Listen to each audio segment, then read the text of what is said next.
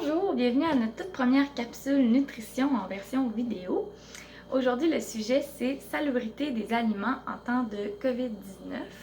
Donc, on voit beaucoup d'informations passer sur les réseaux sociaux. Ça peut être anxiogène d'aller simplement faire son épicerie, préparer nos aliments. On se demande si c'est sécuritaire.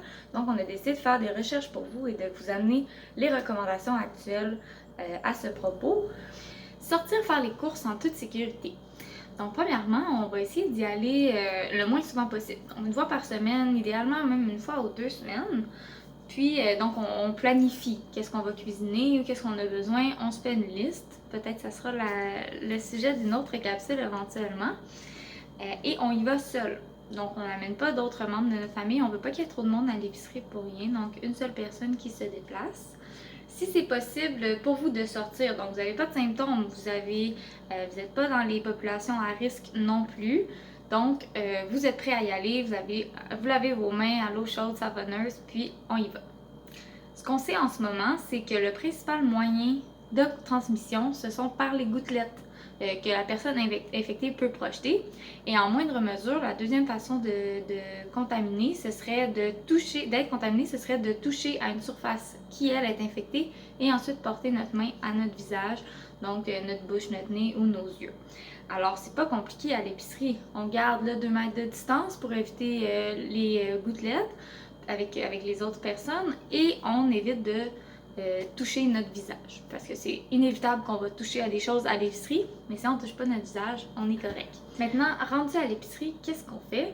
En arrivant, on se lave les mains avec le désinfectant qui est sur place ou parfois il y a des stations de lavage de mains. Donc avant de rentrer, on lave nos mains. Une fois qu'on est à l'intérieur, on touche seulement aux produits qu'on va acheter. Pas le temps de tâter les tomates, de regarder les tableaux de valeur nutritive de plusieurs produits et de comparer. Il faut savoir qu'est-ce qu'on a besoin, puis on choisit avec nos yeux, puis on touche à l'aliment, on le prend. Une fois qu'on arrive à la caisse, on a suivi notre liste, on est prêt à payer. On va essayer de payer sans contact si possible, donc avec la carte de crédit, là, même avec la PayPass si c'est possible. Et on emballe nous-mêmes nos fruits et légumes dans notre sac réutilisable. Attention aux faux sentiments de sécurité que peuvent nous offrir le port du gant.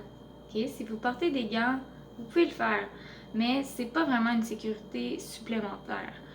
Si vous mettez des gants et vous touchez des surfaces et ensuite vous touchez votre visage, vous n'êtes pas protégé en faisant ça. Donc, il n'y a rien qui vaut là, un bon lavage de mains à l'eau chaude, savonneuse ou au moins un désinfectant pour les mains.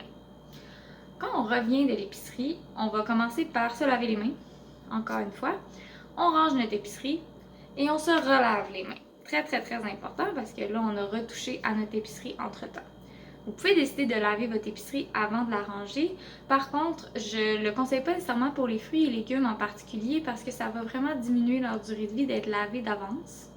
Et si on veut pouvoir aller à l'épicerie moins souvent, on est mieux de les ranger telles quelles et de les nettoyer en les sortant du frigo. On les nettoie, on les brosse et on est prêt à cuisiner. Puis c'est ce qui m'amène à notre deuxième sujet, manipulation et cuisson des aliments. Il n'y a pour le moment aucun signalement de cas de transmission du COVID-19 par des aliments. Donc, le virus, là, il ne se multiplie pas dans les aliments, il reste à la surface. Alors, c'est quand même rassurant. Reste qu'il faut nettoyer l'extérieur des aliments avant de les consommer. Mais ce qu'on dit en ce moment, les autorités gouvernementales nous disent laver les fruits et légumes à l'eau, c'est suffisant. Donc, et frotter, évidemment, pour bien déloger tout ce qu'il pourrait avoir dessus. Mais pas besoin de laver au savon, à l'eau de javel, surtout pas à l'eau de javel, attention, vinaigre, etc. C'est pas nécessaire, puisque les fruits et légumes sont poreux, puis ces produits chimiques-là peuvent rester dans les pores là, des fruits et légumes, puis ensuite on va les consommer. Vous pouvez quand même le laver au savon si vous désirez, il est vraiment bien rincé, mais sachez qu'à l'eau et bien frotté, c'est suffisant. Moi, je vous suggère de le mettre dans un bac à vaisselle avec de l'eau si vous voulez les laisser tremper un petit peu, puis après ça, frotter comme il faut. Pour le reste des aliments, et en fait pour tous les aliments, on va se laver les mains avant de cuisiner, après avoir cuisiné, puis avant de manger. Comme ça, on va éviter toutes les contaminations possibles. Et on lave aussi toutes les surfaces qui sont entrées en contact avec ces aliments-là aussi. bon, finalement, en fait, c'est les mêmes recommandations qu'on donne habituellement. Nettoyer les surfaces de travail et les équipements avant de cuisiner, faire cuire nos aliments aux températures de cuisson recommandées, puis faire attention aux contaminations croisées, là, exemple les aliments crus avec les aliments prêts à consommer, on fait attention à ça.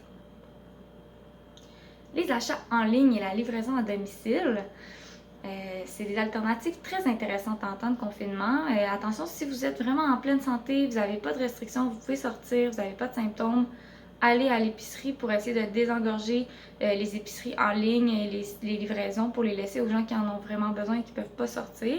Par contre, ça se peut que vous fassiez livrer des colis ou de la restauration, par exemple. Donc, c'est comme à l'épicerie, on essaie de payer sans contact. Soit on paye à l'avance en ligne ou avec, encore une fois, la carte à puce. Puis, on garde nos distances avec le livreur, le 2 mètres. Souvent, il peut déposer l'aliment, la boîte par terre, puis nous, on va la chercher. Quand je rentre ce colis-là à l'intérieur, si je le dépose sur mon comptoir, par exemple, ensuite, il va juste falloir que je fasse attention à bien nettoyer mon comptoir et à laver mes mains eau chaude savonneuse après avoir manipulé les emballages.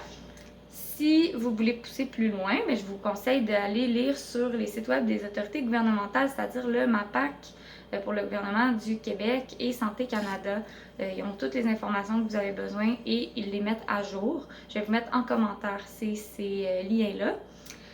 Merci beaucoup pour votre écoute. J'espère que vous avez apprécié. Pour nous permettre de nous améliorer, je vous invite à laisser en commentaire vos impressions, vos suggestions de thématiques pour les prochaines capsules. Puis, si ça vous dit de partager la vidéo pour qu'il soit vu par un maximum de personnes.